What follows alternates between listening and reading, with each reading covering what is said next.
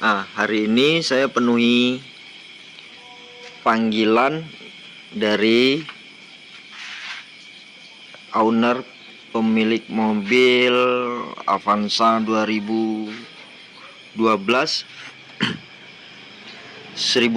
cc manual, yang pada saat semalam nelpon itu katanya dalam perjalanan bawa anak-anak untuk main gitu kan, mungkin ke mall atau ke taman.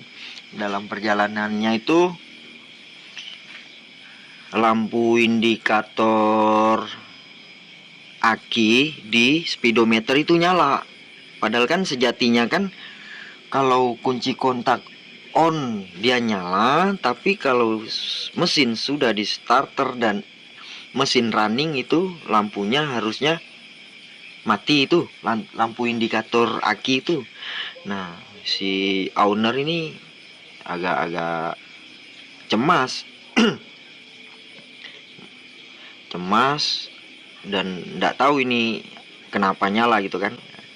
Ngakunya subscriber saya dan selalu nontonin konten saya sih, ngakunya gitu. Makanya terpikir buat nelpon saya nih, nelpon ya minta pendapat mungkin tindakan darurat yang harus dilakukan lah, karena kejadiannya malam jam 19 mungkin semalam. Kan repot kalau baterai sewak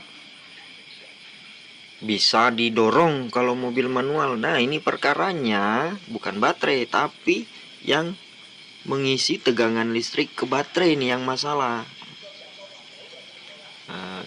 Jadi dalam panggilan itu saya coba gali informasi sedikit tentang spek mobil tadi yang udah saya sebutkan, Avanza 2012 1300 cc manual. Selain itu juga saya tanya nih kilometer kendaraan. Lupa. Kemarin semalam dia bilang berapa ya? 150-an ribu kah? 160-an ribu kilometer gitu. Udah dapat nih 2 informasi. Kemudian saya tanya lagi, sebelumnya ini ada masang audio dengan beban berlebih kah?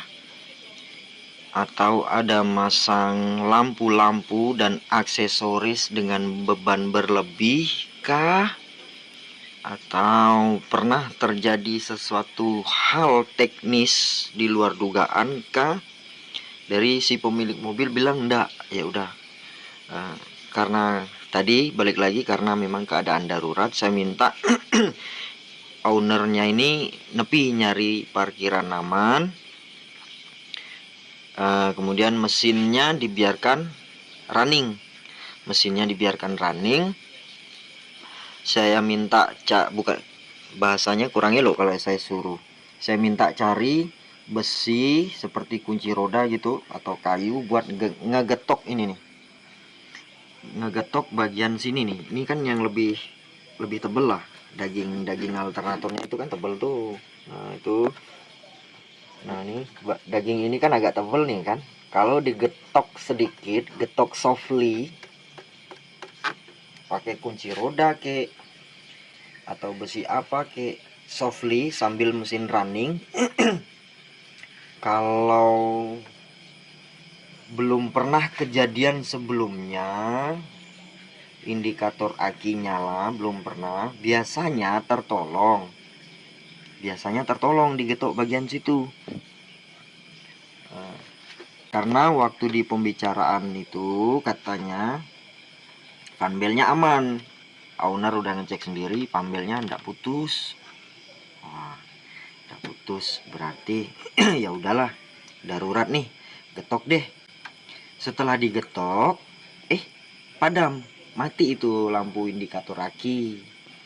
Makanya yang punya mobil saya sarankan untuk ya udahlah, balik kanan lah. Repot kalau nanti berulang di luar, kalau sudah sampai rumah kan aman, mau berulang mau apa kan aman. Kalau di luar kan repot. Balik kanan, ownernya setuju. Hari ini saya diminta datang untuk ngecek. Ya benar, mobil tidak pernah terjadi sesuatu hal eksternal. Dalam pembicaraan telepon itu, selain spek mobil, saya tanya apakah sorenya ada nyuci kendaraan, nyuci mesin. Dia bilang enggak, karena kan bukan tidak mungkin nyuci mesin, air masuk ke situ kan. Kalau dicuci dengan yang tidak kompeten. Nah, dapatlah kesimpulan bahwa ini masa pakai. Karena tadi tahun 2012 sudah 12 tahun. Kilometer sudah 150-an ribu. Artinya rusaknya dinamo cas ini karena masa pakai. Ya. Jadi kalau ada teman-teman yang bertanya-tanya, kok main tembak langsung ke alternator, nggak ngecek di fuse, nggak ngecek di tegangan baterai pakai alat ukur? Karena saya mikirnya itu, digetok padam, kan gitu. Kalau digetok tidak padam, atau begini analoginya. Kalau fuse-nya putus, fuse pengisian ini putus di dalam fuse box ini, atau di dalam fuse box yang di bawah setir putus, atau kabelnya ada yang keropos atau lepas gini, kalau digetok sampai pecah pun alternator ini dia tidak akan padam lampunya. Analoginya kan gitu. Tapi pada kenyataannya digetok sembuh. Makanya saya langsung tembak, ayo udah. Ketika ditelepon suruh kunjung ke rumah, ya udahlah, nggak usah ribet panjang lebar. Tapi saya bilang servis dinamo cas. Mungkin kawan-kawan juga nanya nih, selain kerusakan ini, penyebab kerusakan lain dinamo casnya apa aja? Ya macam-macam. Penyebab kerusakan dinamo cas tadi, kalau yang normal itu kan masa pakai dari tahun 2012 sampai 2024, udah 12 tahun. Kilometer 150 ribuan. Saya asumsikan lah, ini unit capek. Nah, kemudian tadi saya lanjut nih, kalau penyebab lain selain yang pemakaian normal, pemakaian tidak normal. Nah, ini penting nih. Pemakaian tidak normal yang saya maksud nih begini loh. Diabaikan sesuatu hal untuk mendapatkan sesuatu hal, mengejar sesuatu hal. Dalam arti begini, untuk tujuan tertentu. Misal begini, penambahan sound system untuk katakan kontes, penambahan lighting untuk kontes. Itu saya pernah tuh ketemu unit mobil pakai 2 aki, 2 baterai. Nah kan capek dinamo casnya, meskipun belum 12 tahun, meskipun belum 150.000 kilometer, tapi sejatinya satu aki dipaksa 2 aki yang harus diisi oleh alternator. Ya udah pasti alternatornya capek. Itu. Ini tadi yang saya bilang abai untuk sesuatu hal. Ada juga nih, saya pernah ketemu, tapi untuk kendaraan proyek yang di lokasi proyeknya tidak tersedia sumber daya listrik yang maksimal. Jadi ditambahin aki juga, akinya jadi 2 untuk penerangan, lighting, kejar kebut lembur kerjaan malam. Nah, ini kan juga membebani alternator. Itu loh yang saya maksud tadi, abai untuk sesuatu tertentu. Ya, mereka sudah tahu sih konsekuensinya kalau kayak gitu kan. Mereka udah sadar sepenuh hati konsekuensinya, ininya kemakan alternatornya ini. Tadi penambahan aki untuk lighting, untuk sound ada juga nih. Tapi jarang sih untuk kendaraan Avanza, Xenia atau apa gitu, jarang terjadi. Yang paling sering saya ketemu tuh van, mobil van atau box untuk distribusi makanan beku atau obat-obatan yang harus still cool, atau es krim. Nah itu kan harus selalu dingin tuh. Atau komponen elektronik yang sedang aktif di mobil pakai aki tambahan, pakai juga pendingin. AC-nya nih di double. Saya pernah ketemu AC-nya di double. Jadi di sini ini kompresor AC-nya 1, sama dia ditambahin 1 lagi kompresor, tambahin evaporator, tambahin aki. Tapi tidak terjadi di mobil penumpang seperti ini. Yang saya lihat waktu itu di mobil box, mobil van, untuk yang satunya untuk distribusi makanan beku, sebut sosis, nugget, dan teman-teman. Satunya saya ketemu untuk es krim, ya sering lah kawan-kawan lihat mobil-mobil distribusi es krim kan, butuh dingin kan. Ada juga tuh medis dan perangkat elektronik yang sedang aktif di dalam mobil, yang harus selalu aktif dan harus selalu dingin. Saya pernah ketemu itu di mobil van, katakan Grand Max minibus van atau Luxio. Saya pernah ketemu itu. Nah ini kan artinya abai sesuatu untuk mengejar sesuatu. Ini tadi pemakaian tidak normal. Faktor kedua tadi nih. Faktor selanjutnya eksternal. Faktor kerusakan dinamo cas yang ketiga ini kalau versi saya katakan begini. Masuk ke pencucian mobil. Di situ sebenarnya tidak melayani cuci mesin, tapi pemilik mobil kekeh pengen minta ruang mesinnya bersih, sementara tenaga cucinya tidak kompeten. Nah, kesemprot lah nih, lumayan nozzle pencucian mobil itu kesemprot, ya rusak, dicuci oleh tenaga yang tidak kompeten. Itu pernah kejadian. Pernah juga ini bahkan udah saya upload di channel YouTube saya. Unit mobil L300 pasang single din karena pengen dengar suara-suara musik kali ya supirnya. Pasang single din dipasang oleh orang yang tidak kompeten. Yang mana pemasangan single din atau head unit tersebut tidak dengan cara yang seharusnya. Dia berpikir casing besinya dari single din itu sudah bagian dari ground. Dia tidak menyambungkan kabel ground itu. Kan di head unit soket kabel itu tersedia kabel ground, tapi sama instalatirnya tidak dipasang ke ground. Itu konslet. Ternyata head unit tambahan yang dipasang di L300 oleh tenaga yang entah itu abai, entah itu tidak kompeten. Itu tadi faktor eksternal, akhirnya short gitu kan. Faktor selanjutnya penyebab kerusakan dinamo cas ini, kembali lagi ini menurut saya kan, accident, kecelakaan, tabrakan, ini kejedot tunggul atau ada objek yang masuk, pokoknya kecelakaan lah. Atau sedang ngerjain bagian lain, ininya kesiram bensin, katakan nyuci bagian atas bawah kesiram bensin. Nah ini juga nih, ini juga kadang kuras air radiator, buang sisa gelembung udara dalam sistem radiator, sistem pendingin kan lewat sini. Kalau saya sejatinya selalu saya alihkan pakai benda apa gitu biar ndak netes ke sini. Itu tadi faktor, saya masukin faktor accident, tabrakan, terkena sesuatu, tindakan teknis, ya bersih-bersih, kuras air radiator. Nah ini faktor yang terakhir nih. Faktor yang terakhir tuh force major. Force major ini kan apa ya bahasa mudanya? Force major ini bencana alam dan huru hara yang tidak diduga-duga. Pokoknya di luar prediksi banget lah. Kayak banjir bandang yang barusan terjadi di negeri timur sana itu kan, Arab atau Dubai itu. Nah itu kan banjir bandang di luar dugaan itu. Ini faktor terakhir tadi, ini force major, bencana alam, huru hara ini ya demonstrator yang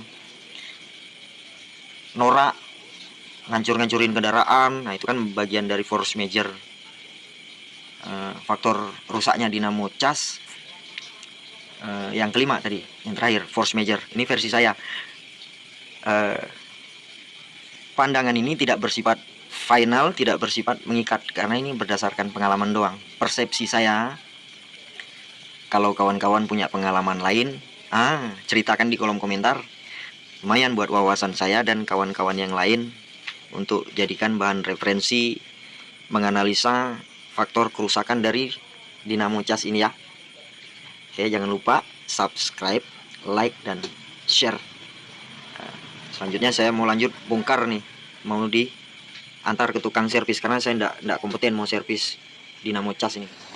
Sebelum lanjut proses ngelepas dinamo cas atau alternator, pastikan semua pintu terkunci dengan rapat, kacanya juga naik, takutnya nyamuk. Kenapa harus terkunci? Bisa terkunci karena kita tidak tahu ini dinamonya bakalan selesai dalam sehari atau butuh waktu yang tidak terselesaikan dalam sehari kan. Kalau praktek teknisnya itu kan mengantisipasi, bahkan kemungkinan terkecil sekalipun harus diantisipasi. Diantaranya yaitu kalau ternyata tidak selesai dalam sehari kan, kaca sudah naik dengan rapat, pintu juga sudah terkunci dengan, selain pastikan dia terkunci, pastikan juga ini bisa dibuka. Jangan bisa terkunci tidak bisa dibuka manual. Nah ini kan bisa.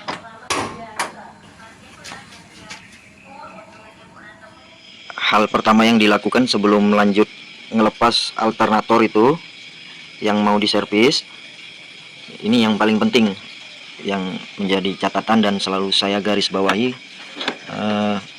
terminal minus aki ini harus dilepas. Ini harus dilepas nih, antisipasi terjadi percikan, terjadi short, karena di sini ada kabel plus ini. Ini plus aki yang dihubungkan melalui fusible link. Kalau waktu buka mur di sini ada mur 10, kemudian nyentuh ke ground begini, dia short, terjadi percikan, crash, nanti kaget. Mendingan minus akinya dicabut begini, cari aman. Belum lagi nanti kesenggol tangan segala macam. Cabut, singkirin sejauh mungkin. Sebelum mulai langkah-langkah untuk buka ngelepas dinamo cas ini, kalau saya pribadi membiasakan diri selalu berikan tanda sebelum dibuka. Ini adjuster, saya kasih tanda di sini nih. Ini garis ini saya ketok pakai obeng. Obeng yang boleh diketok bagian buntutnya, ketok begini. Saya ketok begini. Nih. Nah, ini saya ketok sejajar dengan ini. Jadi nanti apabila pekerjaan selesai dan tidak mengganti drive bell karena masih layak, maka setelan ini kembali ke posisi asal. Tidak ngubah-ngubah, tidak semakin kenceng, tidak semakin kendor. Dengan catatan sih, dengan catatan seperti apa? Katakan kalau ownernya bilang, oh bang sekalian nih, kalau pagi bunyi berdecit, atau kalau dingin lama lebih dari 4 jam tidak dipakai bunyi berdecit. Nah itu catatan yang saya maksud. Berarti kita tinggal kencengin dari tanda di awal sini, ininya maju ke arah sini, ngelewatin tanda gitu sih. Kalau saya selalu membiasakan diri seperti itu.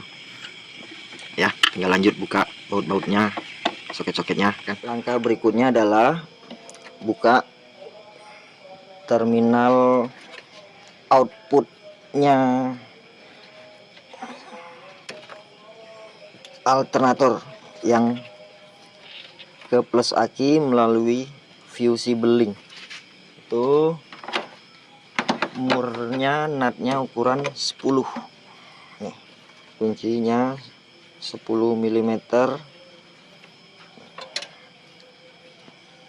Nih, kalau minus akinya tadi sudah dicabut, shortnya aman, jadi ndak short ini ya. Makanya wanti-wanti harus cabut kabel aki minimal yang negatif. Oke, lanjut buka.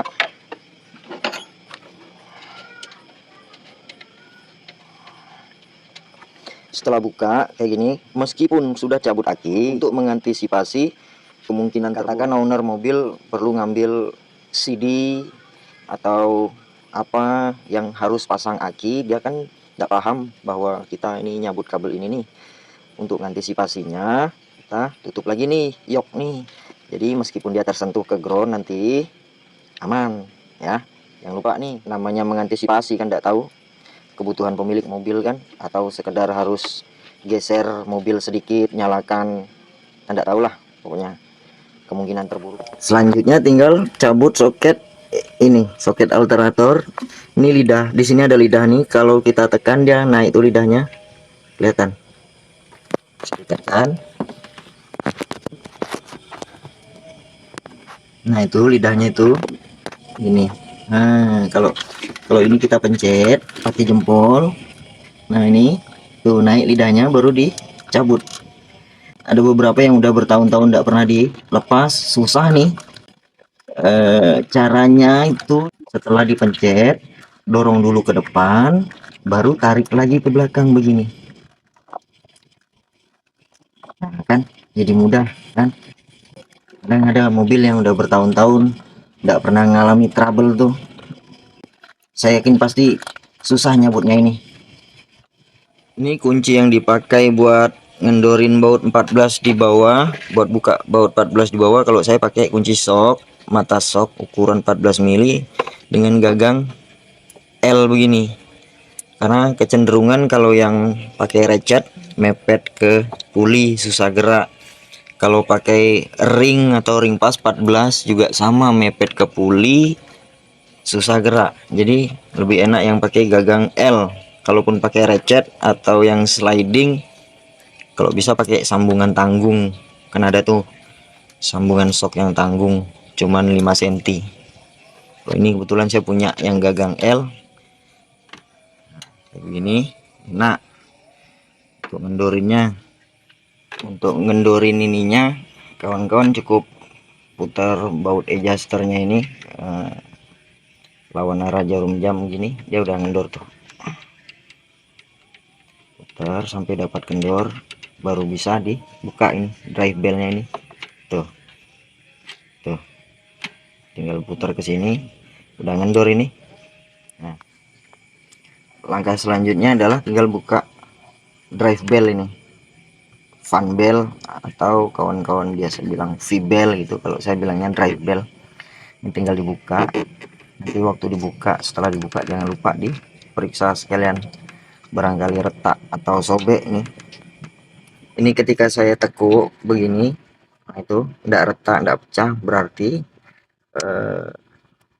drive bellnya masih oke, masih boleh dilanjutkan pasang nanti setelah perbaiki dinamo cas, perbaiki alternator. Drive bellnya ini tidak perlu kita ganti. Kalau memang kawan-kawan ketemu yang udah retak, mendingan diganti biar enggak kerja 2 kali. Langkah selanjutnya adalah buka adjuster ini dilepas, batang adjuster ini dilepas. Ini baut 12, ini juga baut 12. Kalau adjuster atau penyetel ini tidak dilepas, alternatornya susah mau diangkat ke atas. Ke bawah mungkin agak susah juga, kena cover, kena selang. Saya lebih memilih mengeluarkan alternatornya ini dari atas sini. Jadi mendingan buka adjuster ini tidak susah, tinggal buka baut 12 ini, kemudian buka ini 12 juga. Ini alasan kenapa kalau setiap kerjaan alternator atau dinamo starter harus cabut salah satu kabel aki ini. Ini dicontohin nih, kalau kita tidak cabut kabel aki, terus ada kesenggol tuh kabel plusnya, outputnya ini kabel plus yang ngelewatin fusible link, kemudian nanti dimasukkan ke aki setrumnya ini. Kalau kita ndak cabut minus aki, contohnya kayak gini, kalau dia kena ke ground tuh, kalau dia kena ke ground langsung tuh. Ini saya contohin, saya sambung pakai kabel kecil tuh, isi serabut kabel, makanya harus cabut minus aki. Kalau ini minus akinya dicabut, aman. Cabut nih, ini mau kesentuh bagaimanapun dia tidak akan ngecerit nih, nyentuh ke ground mesinnya dia ndak akan ngecerit. Nah tuh balasannya tuh. Jadi setiap kerjaan dinamo starter atau dinamo cas, minus aki harus dilepas dulu, antisipasi kesenggol tangan kabel plus itu.